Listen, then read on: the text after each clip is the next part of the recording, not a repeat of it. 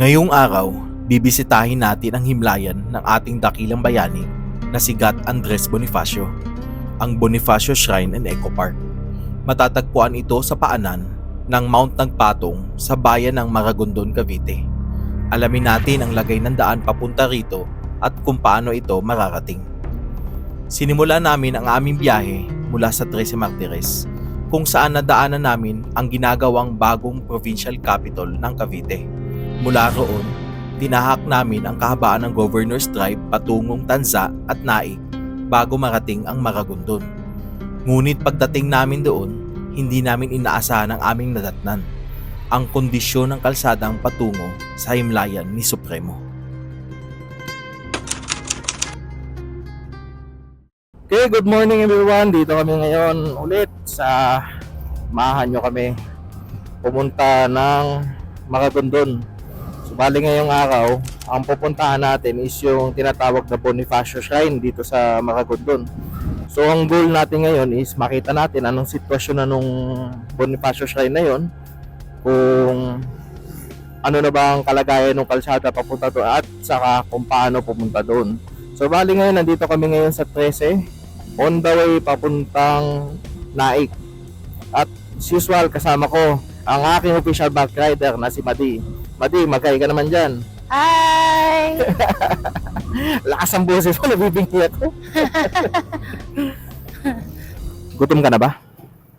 Hindi pa. Okay. Mamaya pa akong kain. Gusto ko tanghalian para sulit.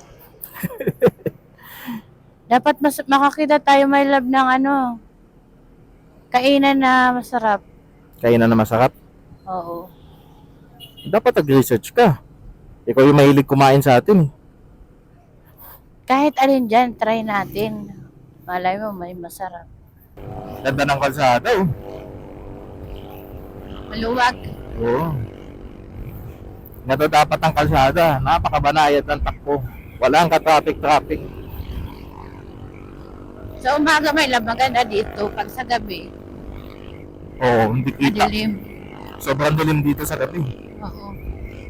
Nandito pa rin naman tayo sa Trece. Papasok na tayo ng boundary ng Trece tsaka Tansa. Then after nung Tansa, yun na yun, Naik. Then Naik, Maragondon na.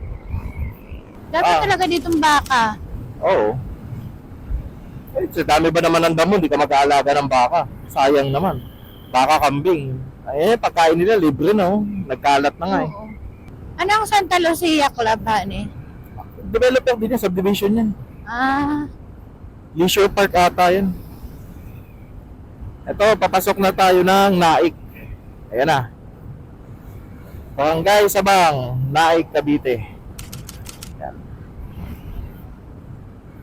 Napakasarap ng biyahe ngayon. Wala tayo halos kalaban sa kalsada, kahit na tanghali na.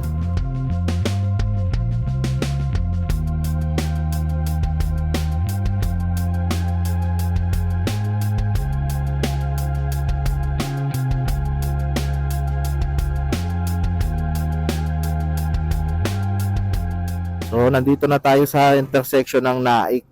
Dito sa intersection na to, kakaliwa tayo papuntang Maragondon.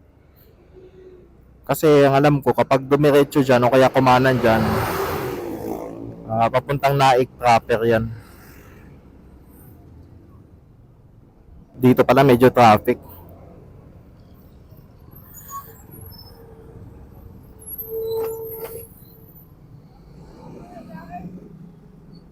mainit na.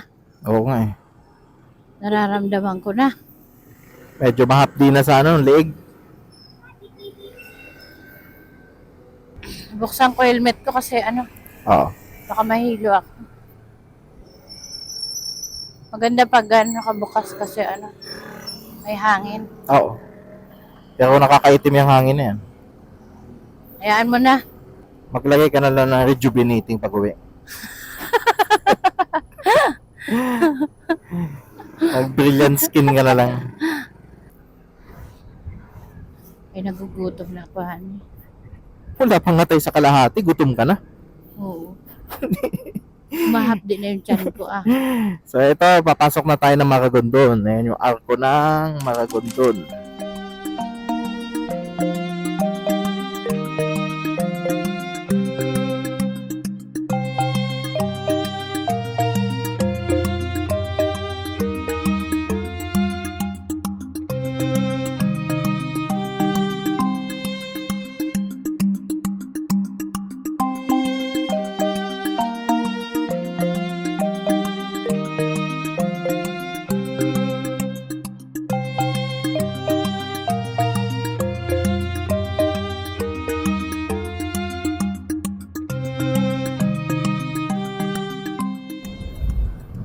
Kakanan daw tayo dito. Ayun na, rough road na. Ay, hindi semento. Oo. Ayun na, rough road na. Saan na tayo maplatan? Oo nga. Ay, naku. Ang gaan pa naman nating dalawa. So ito, papasok dito. Ayan. Medyo rough road na siya. Pero yan, kalsada naman, simentado naman ulit na. Ganito mga gusto kong puntahan. Bihirang-bihira ako nakakita ng mga riders dito ngayon. Simula nung pumasok tayo kanina. Oo. Halos lahat dumidiretso dun sa papuntang Cabyang. Ako, rough road na to, honey. Ayan. So ito, papasok tayo ngayon. Sinusundan lang naman natin sa Google Maps. So itong rough road na to, buti hindi maulan ngayon kasi maputik to sigurado pag maulan. Ramdam ko ang bigat. Tapos pala dito tayo sa bandang kaliwa. Yan dito. Medyo mahaba yung rough road dito mga tol.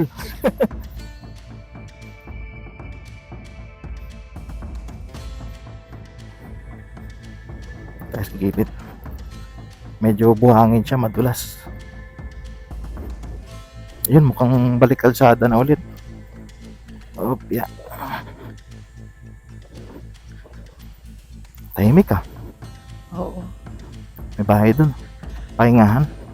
Oo, ganyan ang mga kubo-kubo namin dating pahingahan eh. Awa ka, medyo matataas yung bato.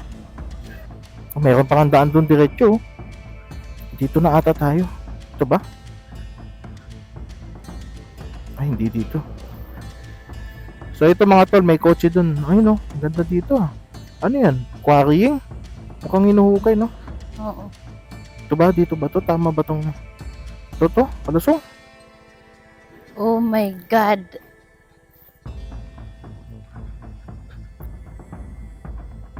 Pwede naman ako maglakad.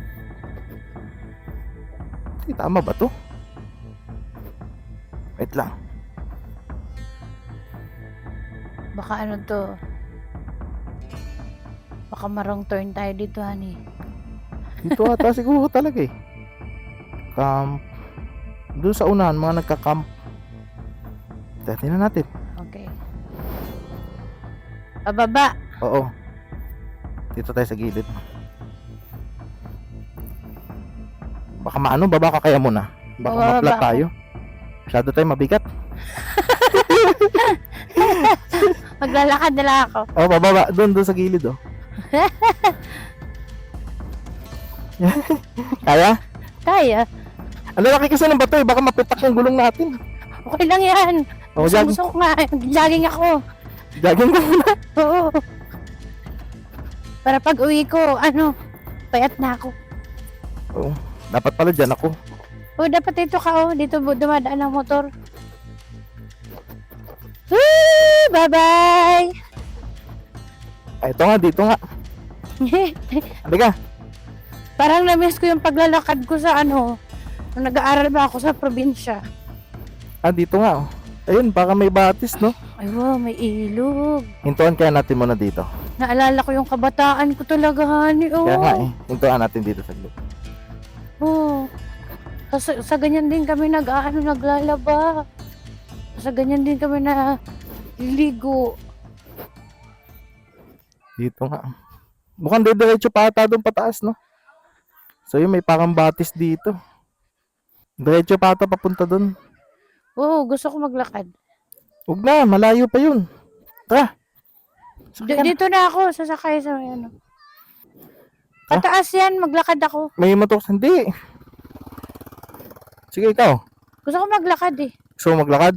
Oo. Hindi ka bahala.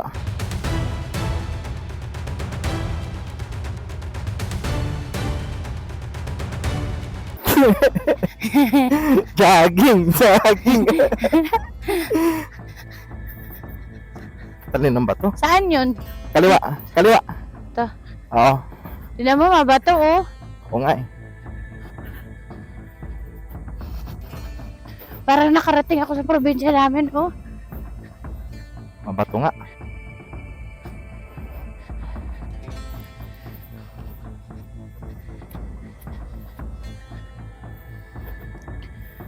Ay wow, we're here. May gwardiya nga. Ay, nakakamiss. Hindi ka tayo Chip! Oh, Papunta Bonifacio Shrine? Dito po. Bukas, Chip? Okay. Ano pa? Maglilista. Wait lang ha. stop over, please. Oo nga eh. Hiningal ako pagtakbo. Ito yung Mount Buntis, Chip. Ha? Malayo pa yung Mount Buntis.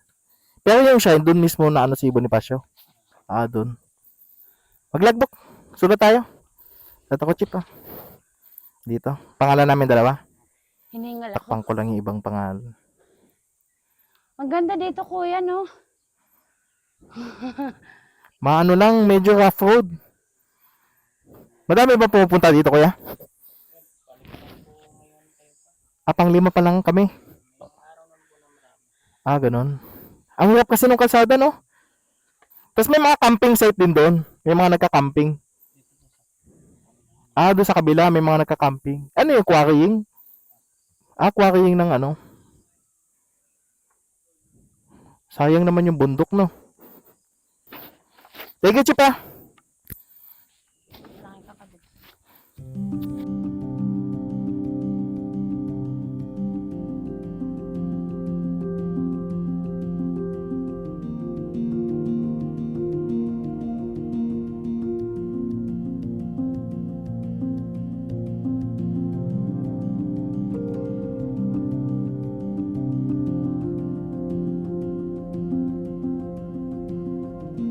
Ganda ng puno, oh.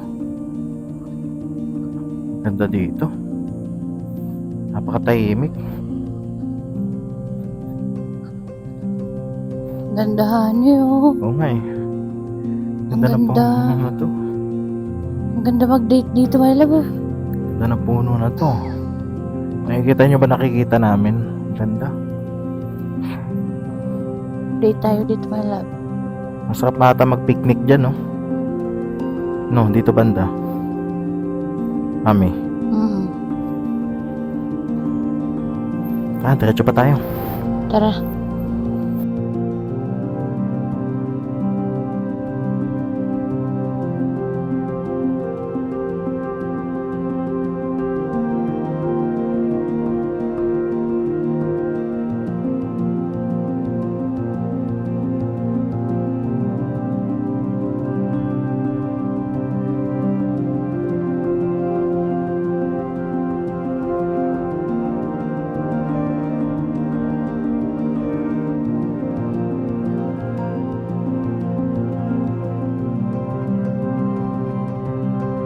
Ayun, dito na tayo.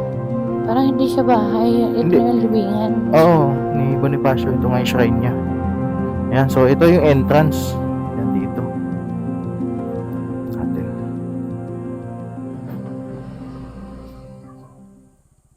Atin. Walang tao.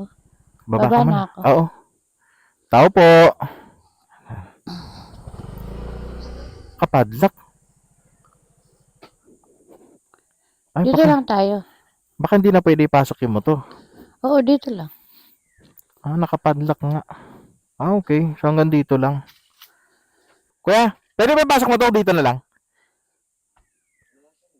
Dito na lang yung motor? Okay, sige. Thank you, Sa wakas, nakating na rin namin ang Bonifacio Shrine and Eco Park. Hindi man naging madali ang paglalakbay dahil na rin sa kondisyon ng daan. Sulit naman ito dahil sa mga magagandang tanawin na aming nadaanan. Huwag nyo nga palang palampasin ang susunod naming video kung saan i-explore namin ang loob ng shrine at bibisitahin ang sundial na matatagpuan sa tuktok nito.